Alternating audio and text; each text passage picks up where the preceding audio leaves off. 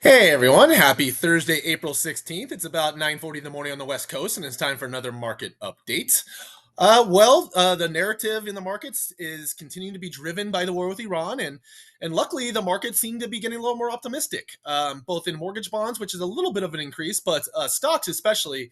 Anybody that owns stocks or looking at their 401k, I'm sure you've noticed the recovery there over the last few days. So that's great to see. However, I wanted to point out that the consumer is not so optimistic. We did get the University of Michigan does something called the Consumer Sentiment Report that they come out with monthly, and that dropped to 47.6 consumer sentiment, which is the lowest it's been since they started tracking in the 70s. So basically, markets, stocks, all that are a little bit more optimistic about what's going on, but the consumer, you and I, are not so optimistic. And obviously, that's very important because our economy, is driven by us as the consumer. We stop spending money, the economy slows down.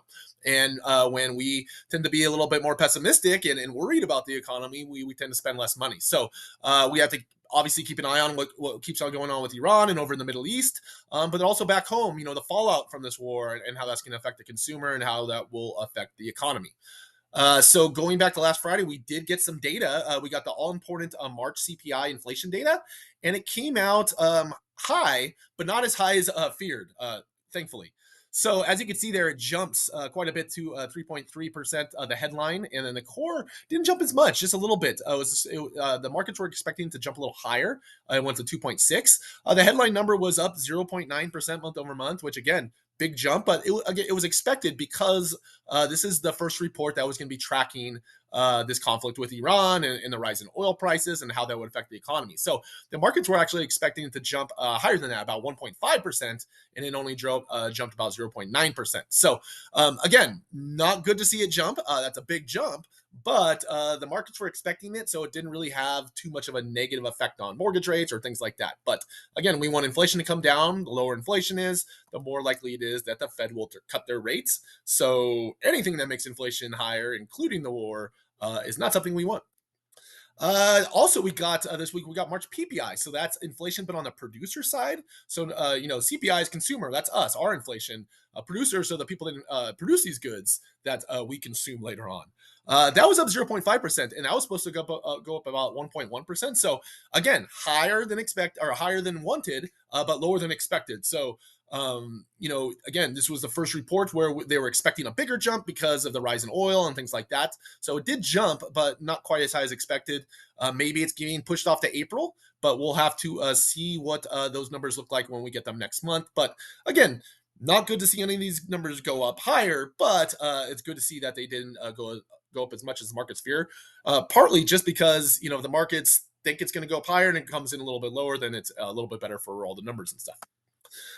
We got March existing home sales. So not shockingly, home sales continue to lag. This month was supposed to come in a little flat. The markets were expecting basically 0%, somewhere in that range month over month, and it came in at negative 3.6%. Now year over year, we're at negative 1%. So not a huge drop year over year, but again, not great.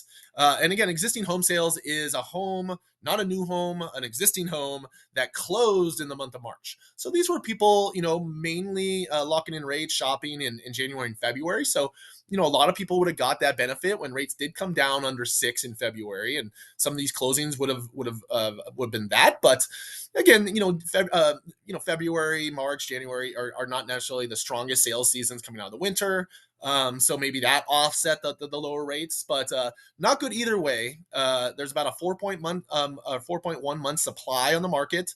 A balanced market we consider about 4.6 months, so still below that. So still slightly in let's say the seller's favor, but again, that's going to be market dependent depending on where you are. Each neighborhood will be different depending on where you are and things like that. So overall, not the greatest numbers.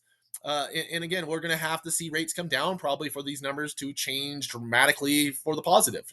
There's a lot of pent up demand, like we've talked about. There's a lot of people out there that are on the sidelines waiting to either list their home or to buy a home. And when rates come down, those people will jump back in the market, and we'll probably see these numbers jump back up.